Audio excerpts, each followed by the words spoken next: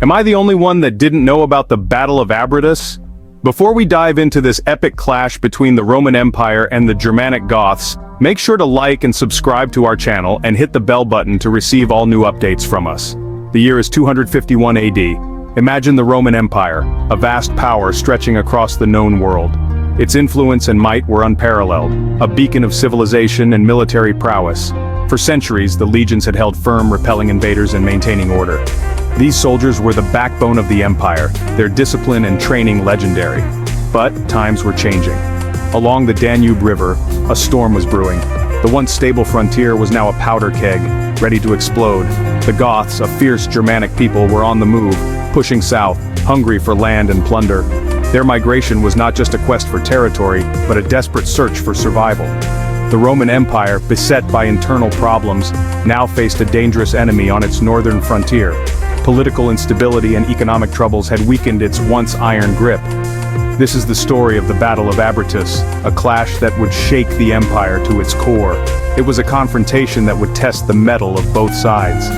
The Danube was more than just a river. It was a border, a dividing line between two worlds. It represented the boundary between the Roman order and the untamed lands beyond. On one side stood Rome, a civilization built on law, order, and military might. Its cities were centers of culture and commerce, its roads and aqueducts marvels of engineering. On the other side roamed the Goths, a nomadic people, warriors and herders, driven by necessity and ambition. Their way of life was harsh, their society built on strength and survival. The Goths had long looked upon Roman wealth with envy. The riches of the empire were a tantalizing prize, a promise of a better life. Now, under the leadership of the cunning and ruthless Cniva, they saw an opportunity. Cniva was a leader of vision and determination, ready to exploit Rome's weaknesses. The Roman Empire was weakened, distracted by internal strife. Civil wars and political corruption had sapped its strength, leaving it vulnerable. The time seemed ripe for the Goths to seize their chance. They were determined to carve out a place for themselves within the Roman world. The Roman emperor at this time was Decius. A man of ambition and resolve, he was determined to restore the empire's former glory. A seasoned soldier and a stern leader, Decius was determined to restore Roman strength and discipline. He knew that the empire's survival depended on it. He understood the threat posed by the Goths. Their advance was not just a military challenge, but a test of Rome's resilience. He knew that if the barbarians were not stopped, they could overrun the Balkans and threaten the heart of the empire. The stakes were incredibly high. Decius gathered his legions and marched north to confront this new enemy. His forces were a mix of seasoned veterans and eager recruits, all ready to defend their homeland. He brought with him his son, Herennius Etruscus, eager to prove himself in battle.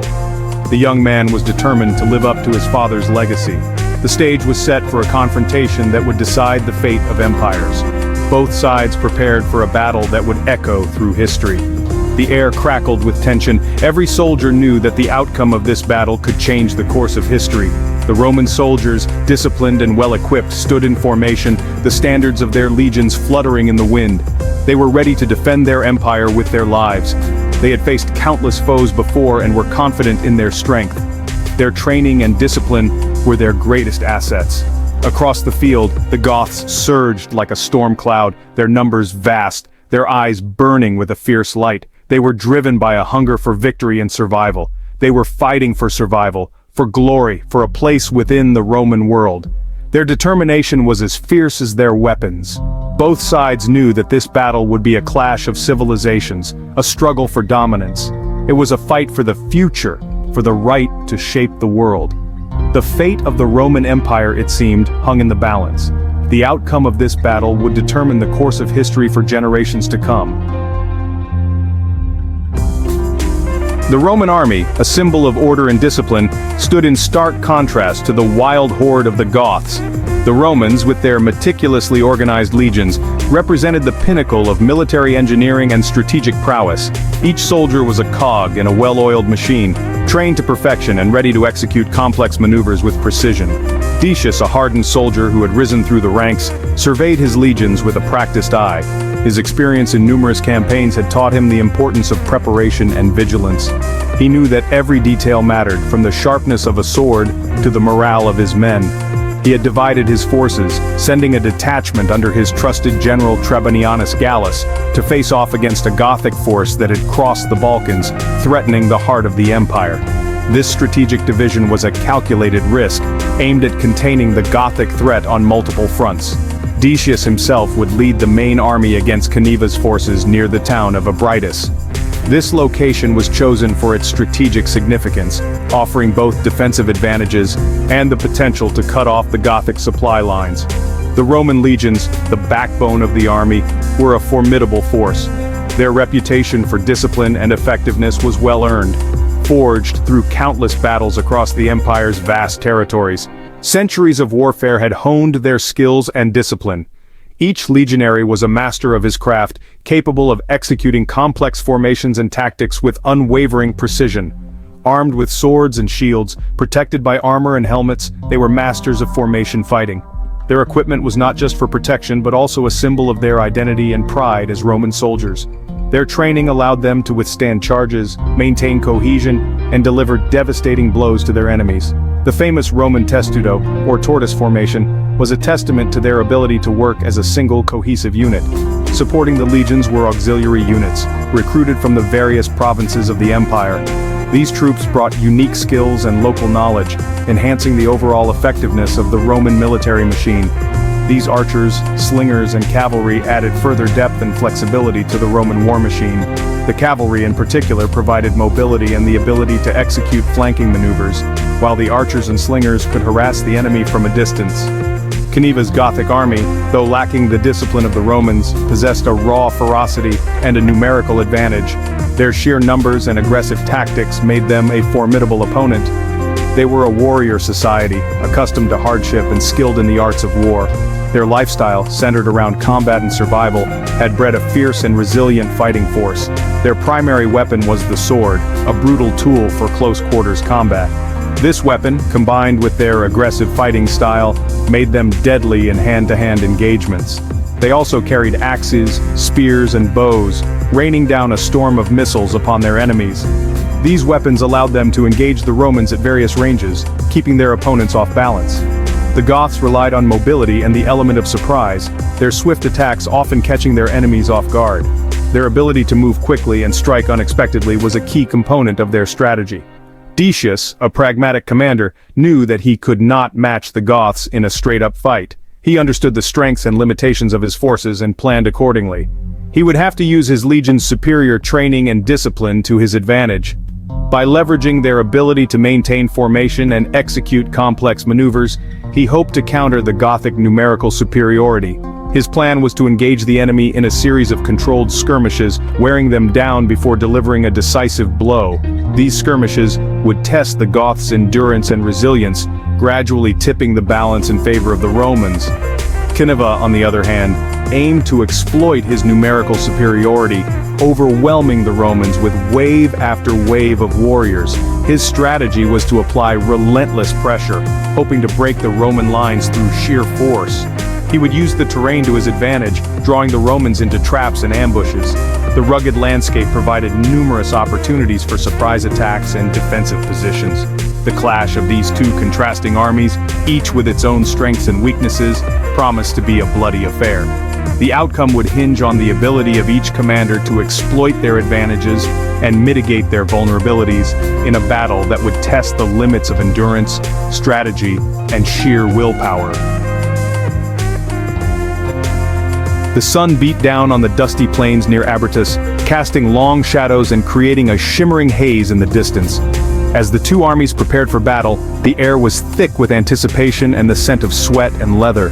The tension was palpable, a heavy silence hanging in the air, broken only by the occasional neigh of a horse or the clang of armor. Soldiers exchanged glances, their faces set in grim determination. Decius, mounted on a powerful steed, rode along the Roman lines, his gaze sweeping over the faces of his men.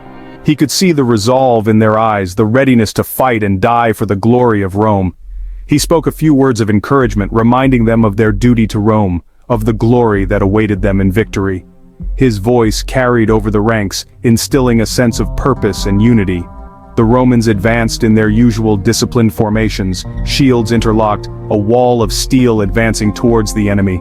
Their movements were precise, a testament to their rigorous training and unyielding discipline.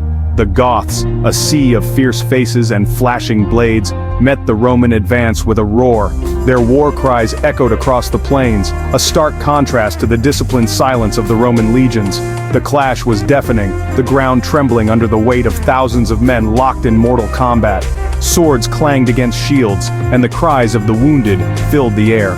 Roman discipline initially held firm. The legionaries, veterans of countless campaigns, fought with precision and courage, their short swords thrusting forward, finding gaps in the enemy's defenses. The first Gothic assault was met with a wall of Roman shields and a hail of javelins. The disciplined ranks of the legions held firm, repelling the barbarian onslaught. Roman archers and slingers, positioned behind the front lines, rained down a deadly barrage of missiles, further thinning the enemy ranks. Their accuracy and relentless fire created chaos among the Gothic warriors. Cniva, observing the battle from a distance, realized that a direct assault on the Roman lines would be costly and futile. He needed to change tactics to find a way to break the Roman formation and exploit their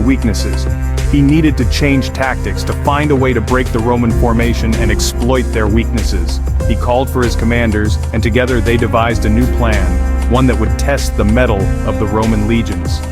As the battle raged, a sense of cautious optimism spread through the Roman ranks. The legions were holding, their discipline and training proving their worth against the barbarian horde. Decius, however, remained wary. He knew that the battle was far from over, that Cniva would be searching for a way to turn the tide. The Roman emperor, a veteran of countless campaigns, understood that victory was never certain, that the fortunes of war could change in an instant. The Roman emperor, a veteran of countless campaigns, understood that victory was never certain, that the fortunes of war could change in an instant. He had seen battles won and lost in the blink of an eye, and he knew that this day would be no different. The fate of Abritus, and perhaps the empire itself, hung in the balance. The outcome of this battle would determine the future of Rome, and every soldier on that field knew it. They fought not just for themselves, but for the legacy of their ancestors and the glory of their empire. The fate of Abritus, and perhaps the empire itself, hung in the balance. The outcome of this battle would determine the future of Rome, and every soldier on that field knew it. They fought not just for themselves, but for the legacy of their ancestors and the glory of their empire. The battle raged on, each side giving their all, knowing that only one would emerge victorious.